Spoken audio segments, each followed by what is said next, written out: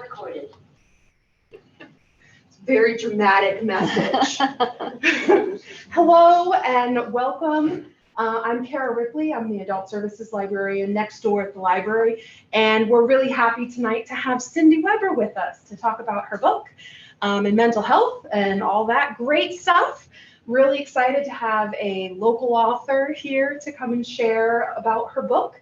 We do have copies, at least one copy of the book at the library you can check out, and then of course after there'll be book signing and sales. So this will be recorded, as so dramatically it said before. And after the event, I will email everybody the link to the recording so you can feel welcome to watch it again or share it or whatever else. So those were my announcements. Before we get started, do we have any questions? Okay, well, Cindy, it's up to you. Thank you. Thanks for having me here tonight, and thanks everybody who came out tonight to hear my talk about mental health. And I'm going to start with mental health is health. If you aren't doing well mentally, you're probably not doing well health-wise either. So they kind of go hand in hand. But tonight I'll talk about these topics: current mental health statistics, our family's experiences, Western and Eastern medicine, what worked for us, mental health and how it affects the whole family, parent and caregiver do's and don'ts that we kind of learned along the way, how to help others, and I'll talk about my next book that I'm working on. And at the end, we'll have question and answers, and then we'll do the book signing, as Kara said. So I entitled my talk, Mental Health is Health, because there used to be a lot of shame about in talking about mental health, but what the heck for, right? Like it's important to talk about. It's as important as our physical health. So we can break the stigma around mental health by having open conversations. And that's why I'm really glad y'all came out tonight and have the opportunity at the end too to ask questions and talk about anything you want to. And mental health is simply an illness or a dis-ease. We would never ignore, blame, or ridicule someone who had cancer, would we? So why do we do that for people who are struggling with mental health, particularly the homeless? No one's to blame for it. It can happen to anyone. Common mental illnesses are on the left side, and then particular diagnoses on the right. And there are many, as you can see. Adult mental health statistics are staggering. 1 in 5 of us has a mental illness. 1 in 20 of us have experienced a serious mental illness. 1 in 15 has a substance use disorder, and 4.9 million US adults are unable to access the care they need. I always like to talk a little bit about rural America and mental health statistics in particular. 1 in 2 adults who live in a more rural area received treatment last year, in the year of 2020 rather. 3 in 5 with a serious mental illness received treatment, which means 2 people didn't get that treatment who really needed it. 2/3 of farmers and farm workers say the pandemic affected mental health. And 71% of younger adults aged 18 to 34 say the pandemic affected their mental health. I would argue it's probably higher than that. I think it affected all of us in some way or another. Youth statistics, 50% of all mental illness does begin by age 14, but that's not true for everyone. 25% more will be diagnosed by age 24, or it will appear they may not even be diagnosed. 25% experience mental illness at age 25 or older. So as I said earlier, it can happen to anyone at any time. And suicide is the second leading cause of death in people aged 10 to 29. And since 99, the US suicide rate has increased by 35%.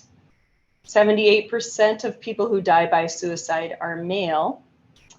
And the bottom two statistics are very frightening. Lesbian, gay, and bisexual youth are 4 times more likely to attempt suicide, whereas transgender youth are 12 times more likely to attempt. And more statistics. Who has serious thoughts? Who's thinking about it right now?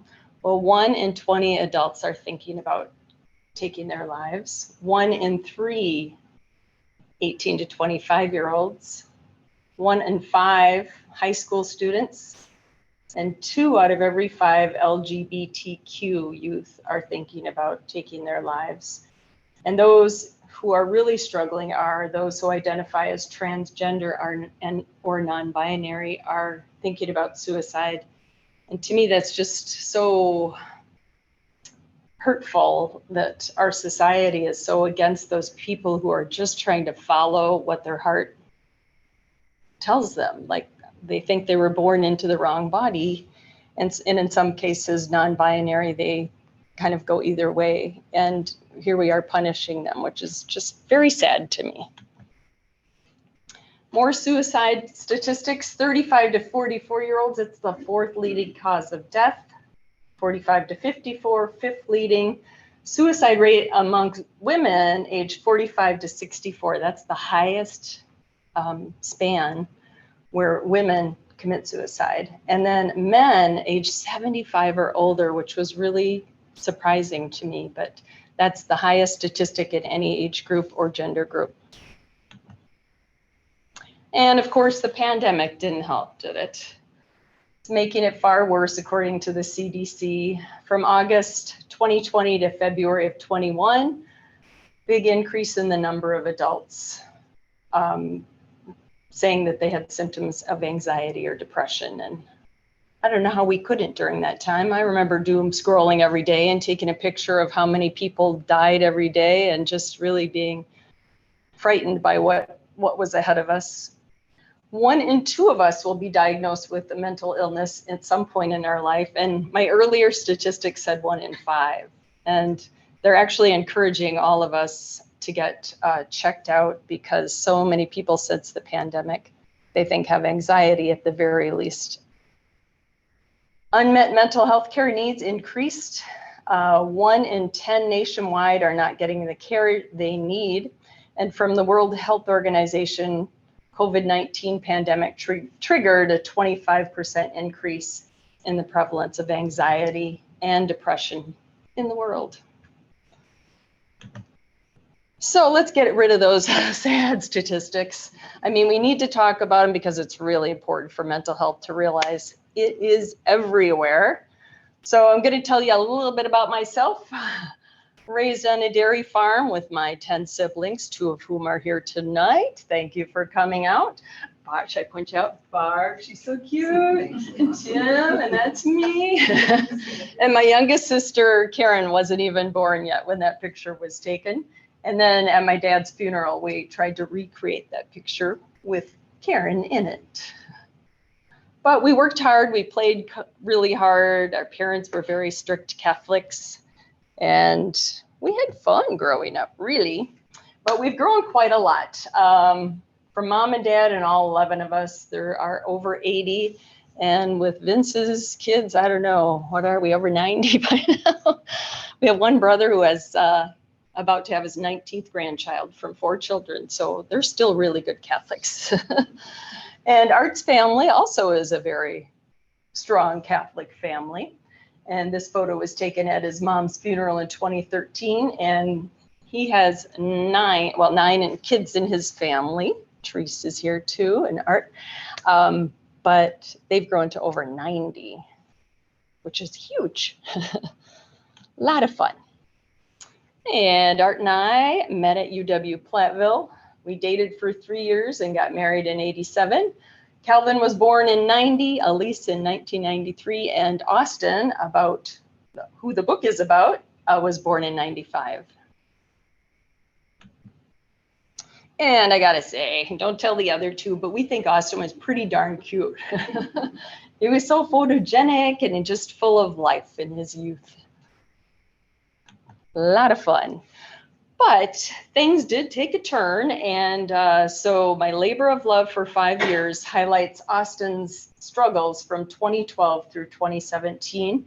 And I wrote this book when we sent Austin to wilderness therapy. They made us read a book written by a wilderness therapist, which was great. But I'm like, may I swear, where the hell is the parent handbook? Because we did not know what to do or how to help our own son. So I determined at that point I was going to write a book. And I'm just going to briefly go through what's in each chapter. Chapter 1, you can see from Austin's lips that he had a pretty serious illness. We went on spring break to California. We were having a great time. He did have a little virus before we left, but ibuprofen brought his fever right down, so we weren't worried. But then he kept getting sicker and sicker, so we took him to the emergency room, and they thought he had strep, so they gave him a shot of steroid in his bum and the Z-Pak, which is very common antibiotic that young people are given, or even adults. And he was only 17, just short of his 17th birthday at the time. So he did good for the next day. We took him to the Conan O'Brien show, went into LA. We had a great time. And then the next day he started feeling really unwell again. And it looked like he had thrush in his mouth. And as a parent, when you have kids with thrush, you kind of know what it looks like. So that was what he was diagnosed with. And then the next day, the thrush seemed to get worse. So we took him in again, and they said, yep, it's just worse thrush. So they gave him a different medication. Next day, he woke up with blisters on the inside of his mouth. You could see they were down his throat.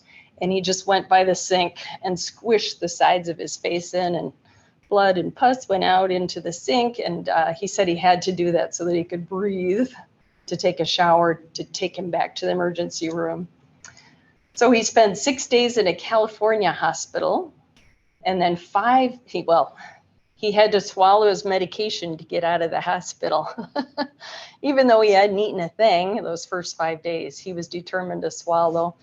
But then on the airplane flight home, of course, he looked worse than that, because every time his lips would touch a straw or anything, part of them would come off. And it was just a really, he looked really scary, and people were just staring at him, and he felt really awkward being in the airport, but he really wanted to get out of there. But as soon as I got him home at 2 a.m, he said, Mom, I feel like my throat's closing up and I can't pee without peeling the scab off. So he ended up having Stevens-Johnson syndrome mucosal involvement. So everywhere on the inside of his body had to blister up and then slough off. So it wasn't a fun illness to have. He still says that's the most painful part of his life, was having that. Chapter 2, Blackened and Breathless. They let him go from UW Children's Hospital on Easter Sunday in 2012. But then he couldn't go to school. He was just so lethargic. All he did was lay around and play video games, fall asleep. I would try to get him to walk to the mailbox and back every day, and he was just exhausted afterwards. So then he did finally get back to school his senior year, but he picked up every bug that was going around school. And we decided to switch him to an adult doctor because his pediatrician said he had post-infectious fatigue. And I was like, no, there's got to be another answer. So we tried an adult doctor who diagnosed him with depression. And it makes sense because he was isolated for all those months and just playing video games and sleeping. So we believed him, put him on antidepressant, and then he was seeing a sports psychologist who thought he also had ADHD, and he screened him for it, and he did. So the medications he was on just weren't working right, and the combinations weren't working right. So we saw a very uncharacteristic young man start to emerge.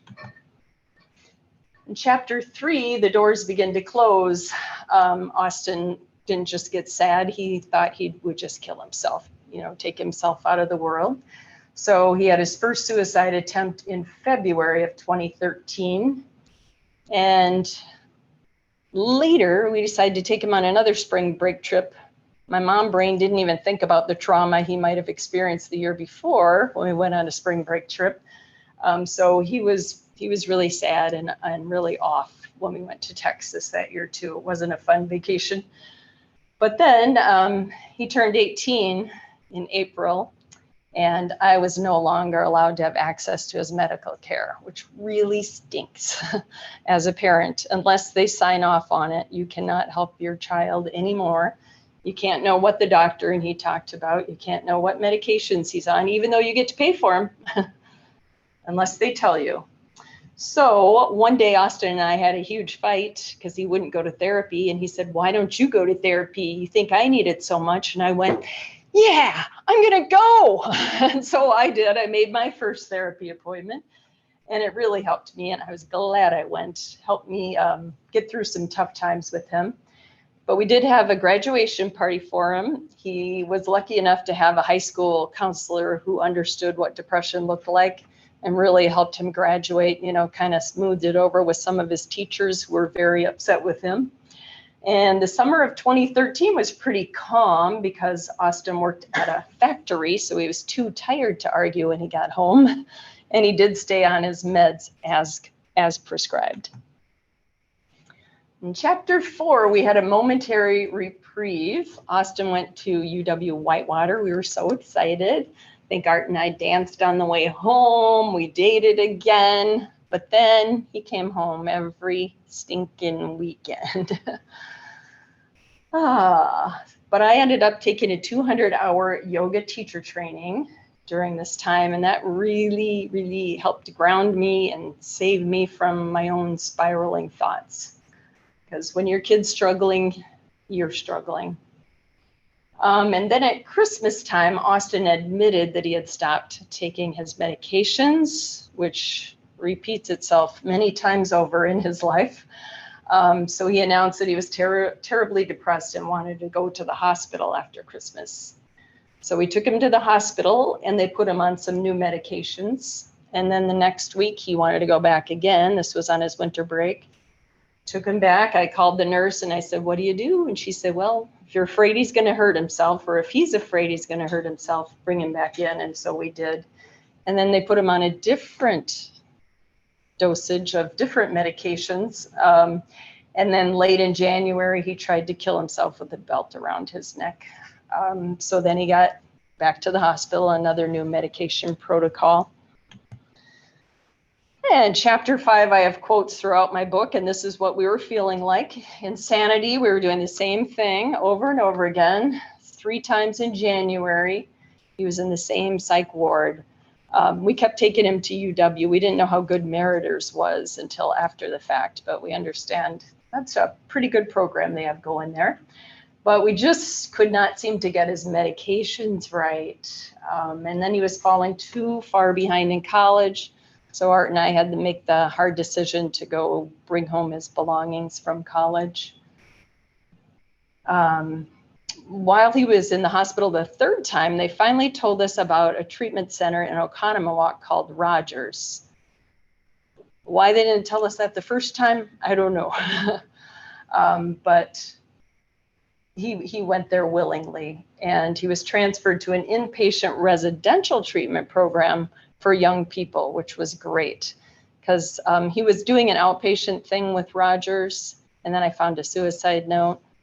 So then we took him to the inpatient. And the home was great, but insurance would call us every day, or every week, maybe they would email us, I can't remember, but they were threatening to kick him out because he wouldn't get with the program, he wouldn't take his medication, he wouldn't participate in things. But have you ever tried telling someone who's depressed that you need to get with the program? Really doesn't work too well. So insurance wanted to kick him out every week, and they only let him stay 30 days, but it was recommended that he stay 45 to 60 days. So once he was released, he went back to work at the factory and lived with us that spring semester and this summer. And then chapter 6, he decided to go to Eau Claire, where his sister Elise was a student. And he did really well the first semester because they hooked him up with some older students or returning students, which was really good for him. But then spring of 2015, his girlfriend called the police thinking he was going to attempt suicide.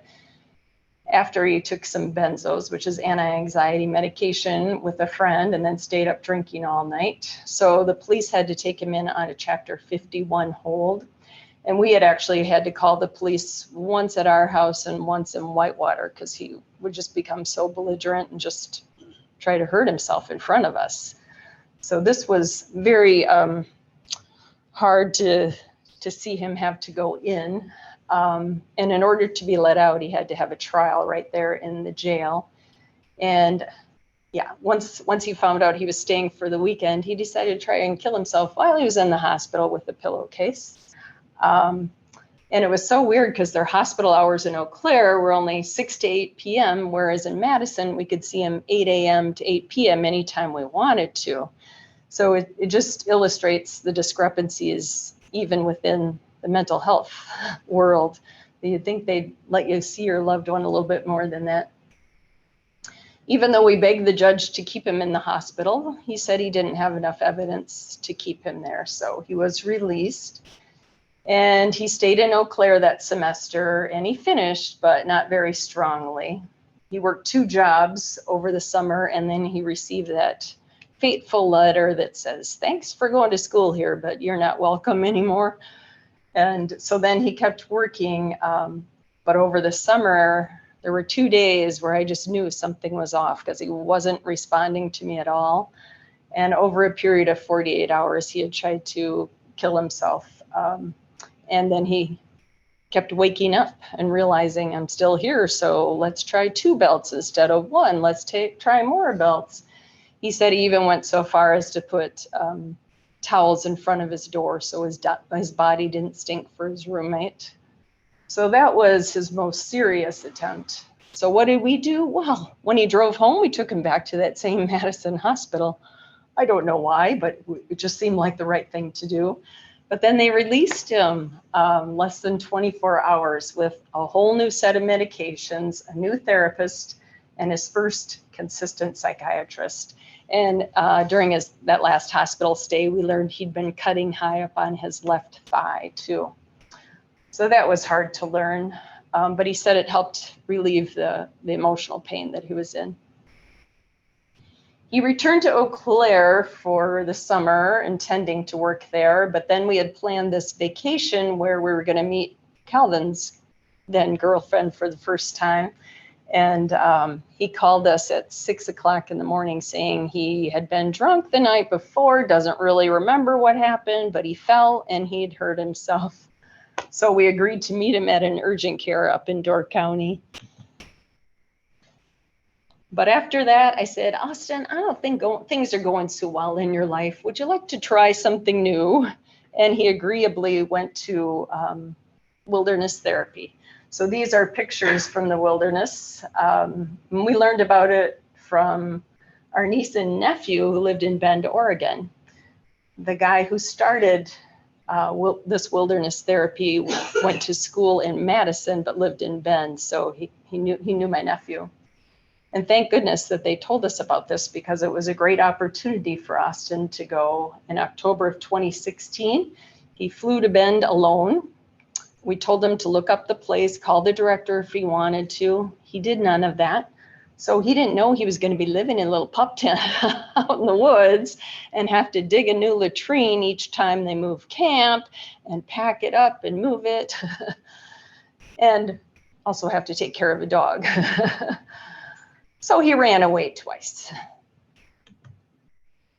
Chapter 8, up to his knees, there he is, the wilderness man. He decided to walk for a 3rd time, only this time he had walked 9 miles away from camp, and they try to encourage you to walk with staff, which he finally did this time. And he turned the corner after he had talked to us and said, his last things he said to us was, "Fine, I'll live in a homeless shelter in Bend, Oregon then," and hung up the phone because we weren't going to pull him out. He wanted us to pull him out. So he saw a sign that said Bend 40 miles, and he knew he wasn't going to be able to make it 40 miles. So he turned around and walked back to camp, and finally started to let people into his life and figure out what's going on to make him so sad. And we just loved his wilderness therapy, Leanne. she did a lot of experiential work with him in the field, including EMDR, that rapid eye movement therapy, but also like constructing his body out of things in nature. So I remember he told us one of them was a prickly skin, you know, like if anyone got near him, he would prickle out. He had a hard heart. And then things started to change as he went along in wilderness therapy. In Chapter 9, the hamster wheel, he was just about to graduate from wilderness therapy. We're so excited. You don't just send somebody home after wilderness therapy, though. You want them to go to an aftercare program. So he had decided he was going to go to Red Mountain, Sedona. But the final few days involved a solo camping, and he was just having terrible stomach pain, didn't know what was wrong. He decided to pass gas in his tent one night and ended up bleeding all over. It was just a bloody mess. And so he was driven to a hospital in Bend, Oregon, about 20 miles down these bumpy roads that they don't shovel, they just wait for it to melt. And the poor guy, he said he was in so much pain. They wouldn't let him stay overnight. They sent him back to camp, 20 more miles, but at least they let him stay indoors this time with a flush toilet. And although 60 was the normal number of days for wilderness therapy at the time, Austin lasted 82 days, thanks to his 3 times running away. And insurance paid nothing. We did try to go after them. We had an appeal. But I was told, gosh, you know, if he had a broken leg, we would know what was wrong and how to treat him. Can you believe it? We couldn't either. So we lost that appeal. But there he was in the hospital room in Bend. The diagnosis was Shiga toxin producing E. coli. And believe it or not, they can trace back what made him sick. He was eating I am healthy soy nut butter in the field because someone was allergic to peanuts, so they couldn't have peanut butter. So I am healthy is not very healthy. So they traced it back to this plant called Dixie Dew in Erlanger, Kentucky that was making it. When the FDA went in, there was a fly infestation, there was mold growing on the walls, there was a rodent infestation. They left the material in the vat and just churned it up new the next day. I mean, they didn't even take it out and clean it. They just kept adding to it. No wonder. And this happens in America. So that is no longer on the shelf. Chapter 10, Eternal Hope. Austin moved to Red Mountain before launching into the real world. They really want him to go there so that they can continue therapy and make sure they're on a healing path. So they had daily meditation and yoga practices. We participated in weekly therapy with Austin. And then the other 2 siblings of Austin's also got to go out there, as did we, and participate in family therapy, which was great for all of us. Austin asked to be back on medications because out in the wilderness, he realized, I really do need to be on something. I can tell, you know, he'd been without it for long enough to know that he really did need to be on it. And yeah, I'll tell you later. Okay. He did declare his addiction to alcohol when he was out in the wilderness. But the kid's from Wisconsin. I didn't think he had a drinking problem, even though he fell down and hurt himself. You know what I mean? Like, we just accept so many behaviors without really thinking it's a problem. But he took the foundations he learned about himself in the wilderness and kept on healing. Unfortunately, they go through 4 progressions in the program that he was in. And at the last one, they get their license back.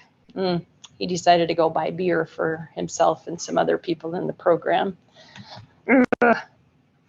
But anyway, chapter 11, letting go. In 2017, he did graduate from Red Mountain. I had read a good book recommended to me by his therapist on detaching from love, because when your kid is hurting, you are there to rescue them and try and help save them every step of the way. But really, they're never going to grow up and do it on their own unless you let them. And so that was hard for me to let go of him, but I did. And it was a good thing. It really was helpful to both him and to me. He moved to Flagstaff after that graduation. Chapter 12, another layer. Unfortunately, he relapsed again. In Flagstaff, he moved into just a regular house with college kids who were smoking pot and drinking. So he thought, why not? So unfortunately, due to drinking and abusing his pain meds, because of the pain that he kept going back and getting more and more pain meds, and then he took them all at once in an effort to take his life again. So he was allowed to go back to Red Mountain alumni program. The hospital in Flagstaff wanted to send him to Phoenix, and he got me on the phone. I was at a wedding, and he said, "Mom, I am not going to the psych ward ever again." It's now called behavioral health, but it was called psych ward back then. "You just can't make me, and I won't go." I said, "Well, then we need to see if Red Mountain will take you back." And they did. And they had this thing called the alumni program for people that relapse and want to come back and try again. But my new mantra was relapses are part of recovery. So I just had to keep reminding myself of that. Unfortunately, we had to put Austin's dog, Su Ling, down. Austin begged us to get a dog during his illness because he was home, nothing else to do. He really wanted a dog. And unfortunately, Su Ling was more like a cat than a dog. He wanted something to snuggle with and hold. And she just didn't even care if you pet her. But we did have to put her down, and he did love her very much, even though she wasn't quite the comfort animal he was hoping for. So we also decided to sell our home in McFarland at the same time, or around that same time. So he flew home to say goodbye to the house and to say goodbye to Su Ling. And insurance paid for nothing but his psychiatric bills while he was at Red Mountain. On chapter 13, celebration. Austin has hiked the Grand Canyon 3 times since his graduation, all before the pandemic. He always visits Zion and his sober anniversaries and the 4th of July. And he'll celebrate his 6 years of sobriety on October 10th this year. And he now works at Red Mountain, where he was once a client himself. He's a mentor and an IT specialist. And his wilderness therapist, Leanne, came to visit him while he was an employee there. And on the other side is Taylor, his therapist at Red Mountain. We owe a huge debt of gratitude to both of those women. He received his first Rose Award, which is recognizing outstanding service excellence. Kids can nominate you, or a staff member can nominate you, and he's got 15 so far. Chapter 14, we all grew to bend. Austin is now 28 years old. Calvin's 32. I won't tell you my age. Elise is 30. Art, you want to tell them yours? So a quote by me, "I'm not a mental health expert, but boy, did I learn a great deal about mental health on this journey. I accept that I did the best I could to help my son along the way. I'm just a regular mom hoping to help others by sharing our personal story." I wanted to show you Austin's tattoos. He's quite proud of them. Tattoos, like cutting, helped Austin escape momentarily from his emotional pain. Excuse me, need a drink of water.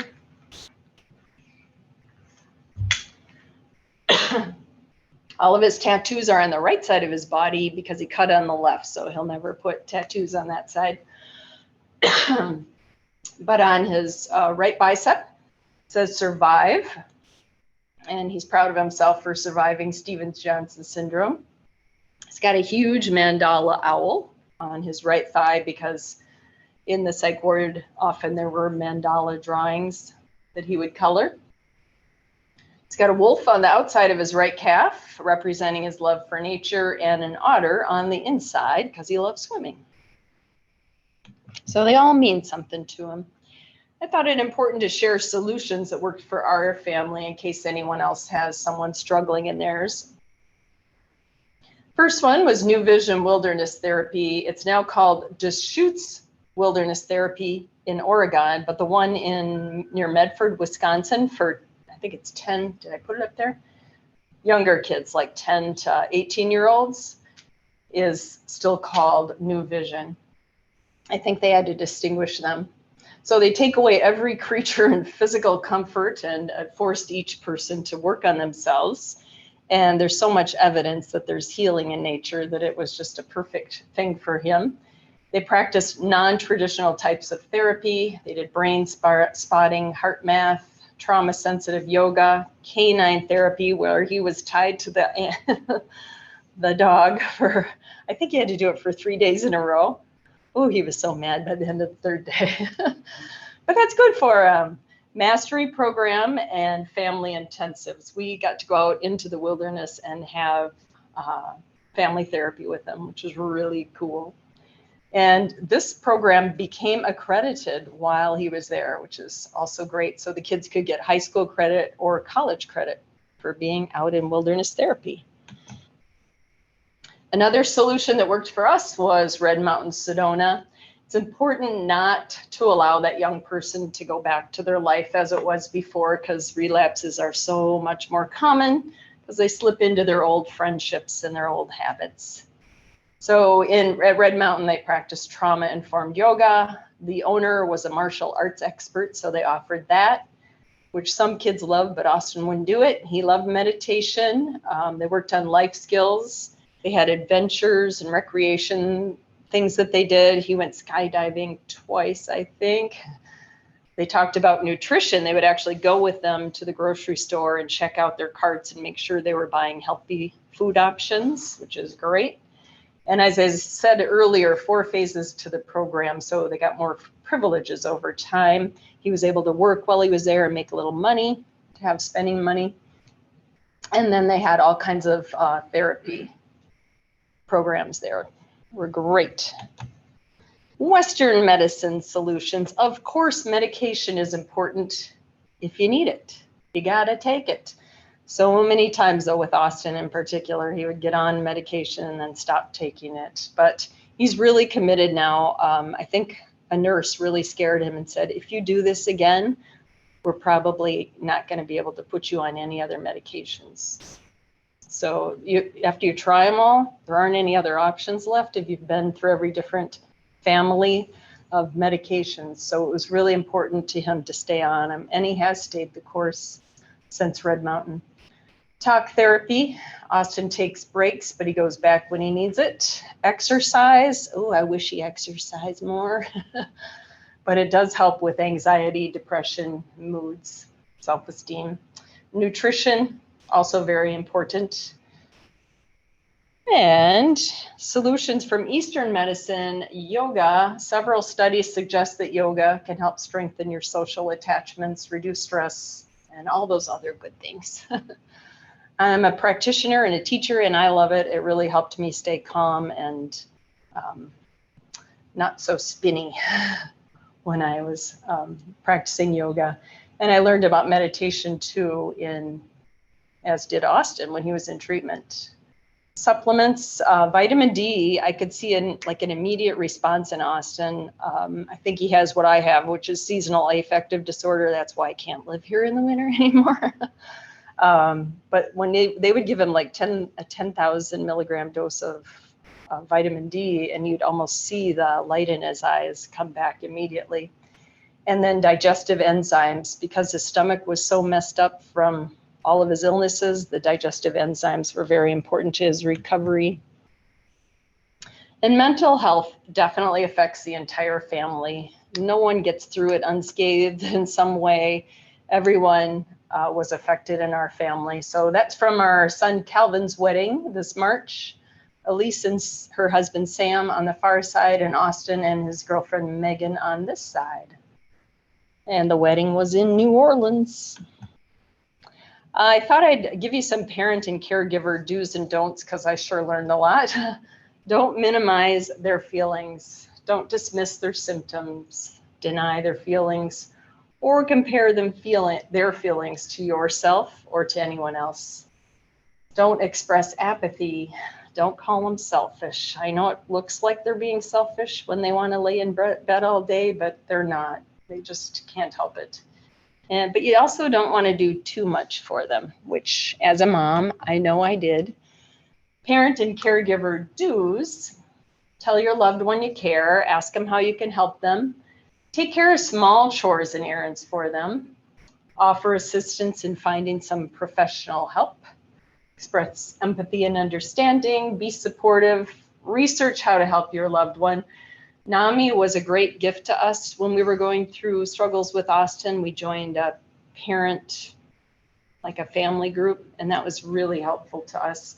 I know there's support groups at different hospitals, and Art and I also went to Al-Anon for several months too to try to help us cope once he told us that he was an alcoholic. Maintain a healthy relationship with your loved one and stay mentally and physically healthy yourself. If your child sees you taking good care of you, they're more likely to take care of themselves.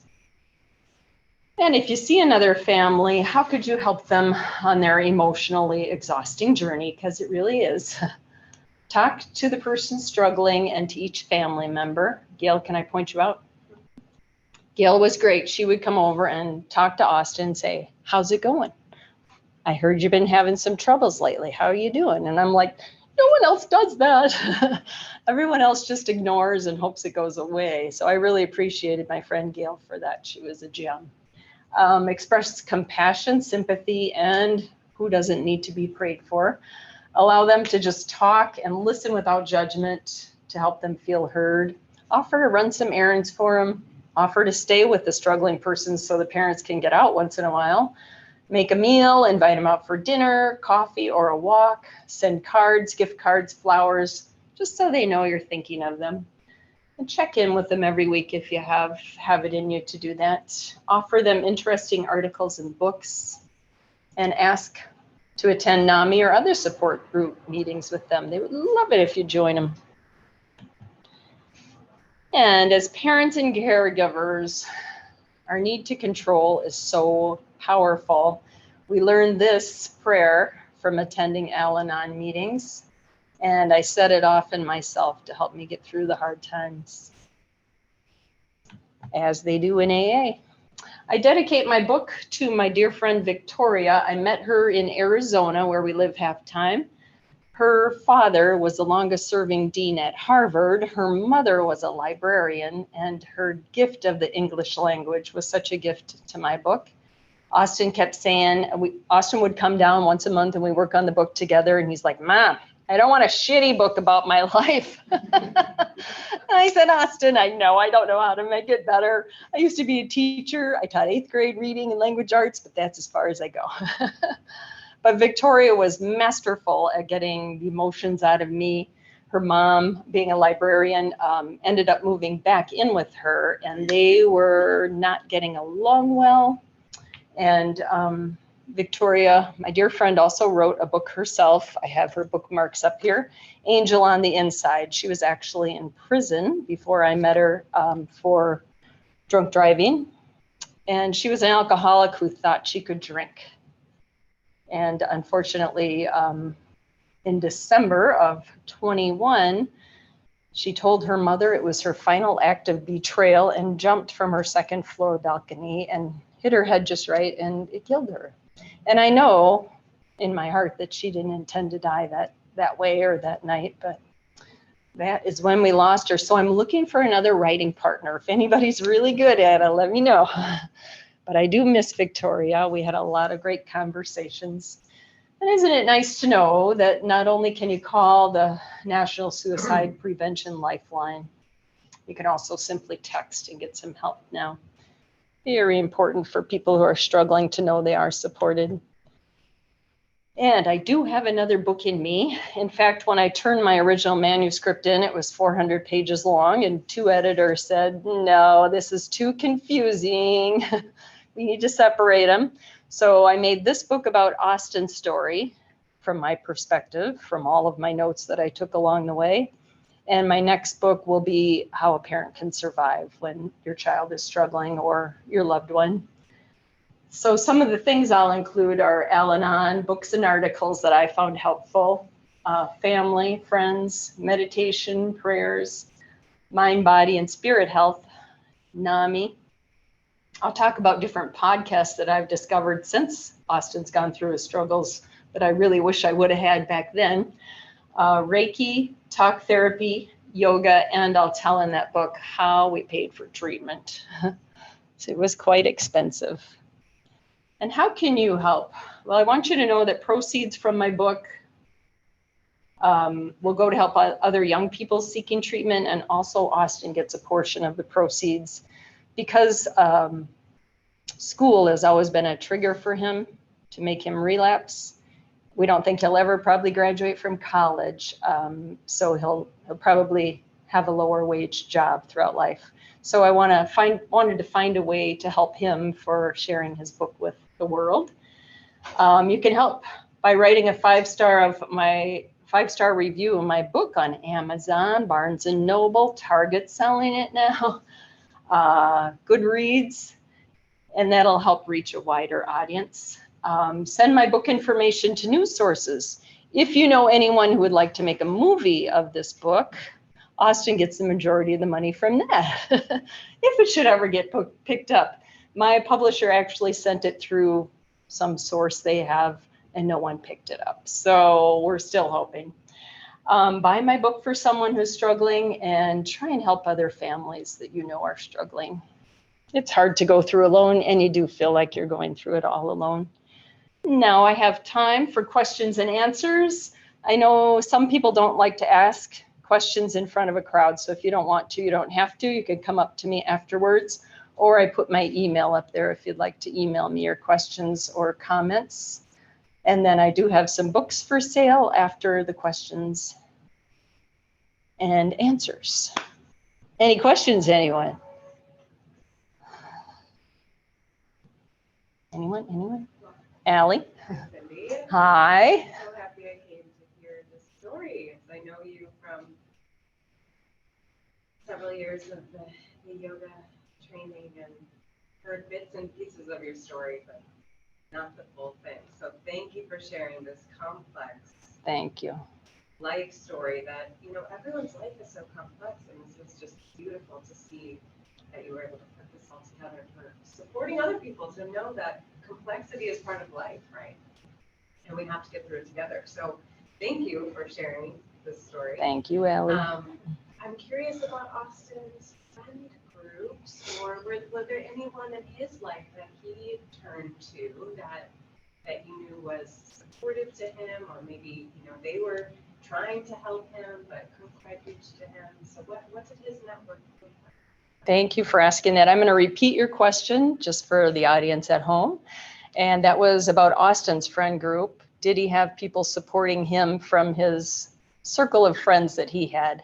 Well, unfortunately, when Austin was in middle school, he was, I don't know, what's the right word? He kind of drove everybody away. He was kind of sarcastic, and friends took it very personally. So he did have one friend that remained at his side through all of it, came to see him in the hospital, he and his girlfriend, and they're still friends to this day. But unfortunately, his friend group became very small. But he does live in a sober living house now in Flagstaff, and he and his roommate get along great. And he has that whole sober community in Flagstaff. Even though he works in Sedona, he chooses to live in Flagstaff because of that strong AA community there. Yeah, thank you. Yes, Celeste. And looking back, did you notice anything when he was like 8, 9, 10, that as he became older and started going through these struggles, that you could pinpoint back saying, yeah, I guess I kind of saw something early on that I didn't embrace? You know what I'm trying to say? I know what you're trying to say, yeah. Yeah, so Celeste's question was, looking back on Austin's life, was there a time where he sent out signals, or that we noticed something different about him from the other two, perhaps, that might have had us worried that someday he'd be struggling with mental health? And I would say yes and no. All three of our kids are so vastly different. It's hard to really pinpoint any year or any time. The only thing I know about Austin that was different than the other two seemed to be his addiction to video games. He just wanted to play video games, and he ended up isolating himself, especially after his friend group deserted him. So that was the biggest sign that we saw. We didn't see like anything else that was glaring. that we felt like we could glom onto because you do ask yourself that, right, later. So we can't really pinpoint anything other than maybe that middle school experience when he really started isolating himself purposefully. Thank you. Yes, Mark? Now that he's on his path to health again, what's his relationship like with his sibling? Ooh, good question. Now that he's on his path, his healthy path, what's his relationship like with his siblings? Much better. Our oldest son is masterful at saying, see you guys, I'm on my own, bye. But through this experience, he had to be brought back into the fold to do family therapy. Because both in Wilderness and in Red Mountain, they want the family involved. And so Calvin flew out there for his very first therapy appointment.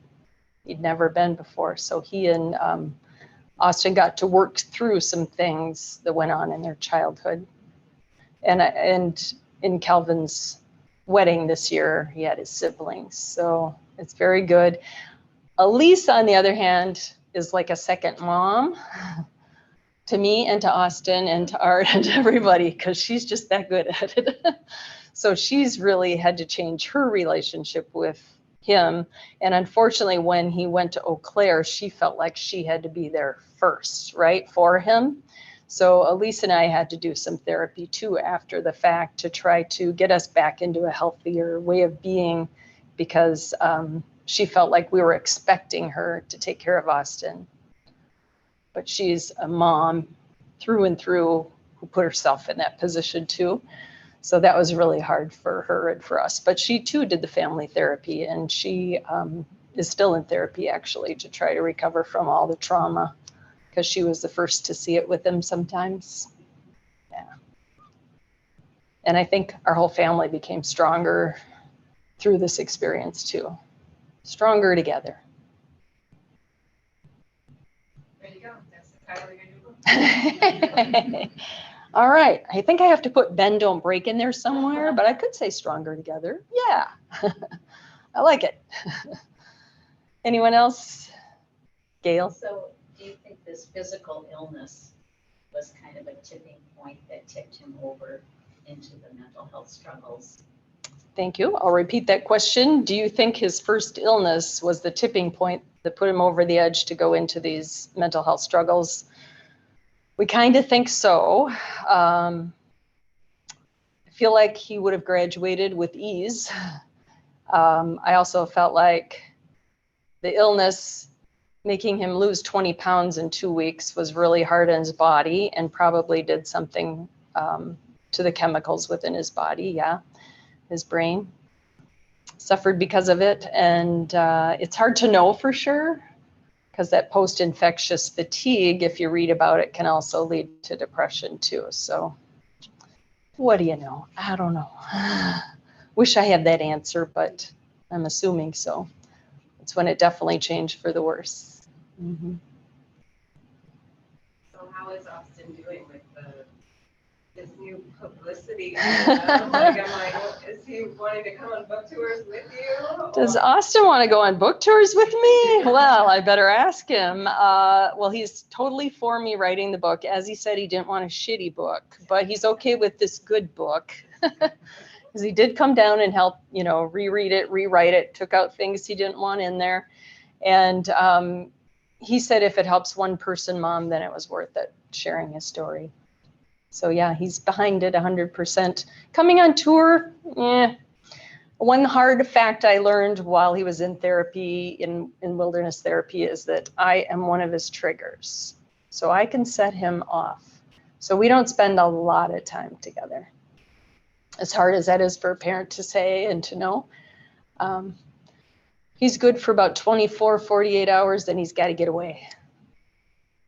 And as long as I know that and can accept that, makes it easier for both of us. So he recognizes that too?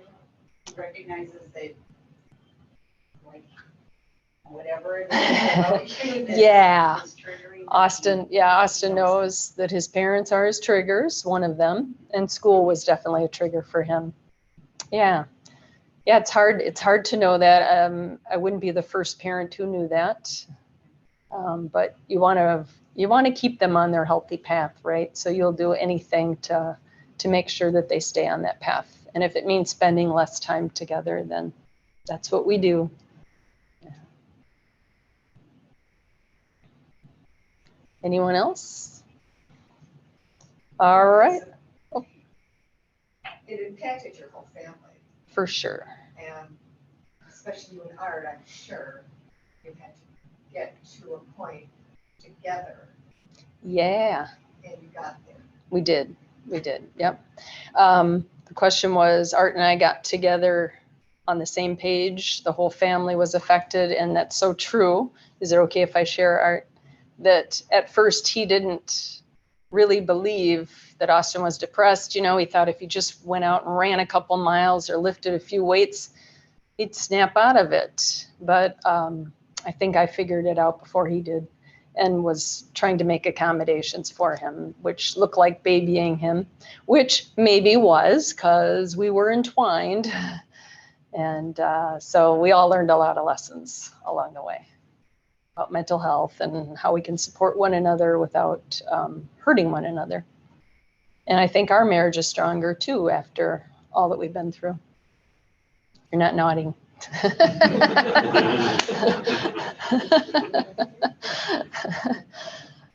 Well, thanks everybody for coming out tonight. I really appreciate you being here, and those on at home too. Thanks for coming around and listening to my talk tonight. And now I'm happy to sign a book if you brought one, or if you'd like to buy one, I'd be happy to sell it to you. Thanks everyone. Thank you.